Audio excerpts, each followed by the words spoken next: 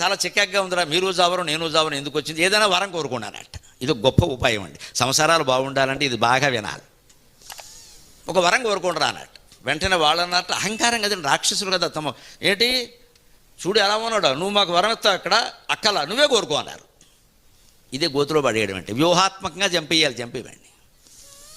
చాలా ఎక్కడ తగ్గాలో తెలిసిన వాడే జీవితంలో బాగా నెగ్గుతాడు అనే చోట్ల.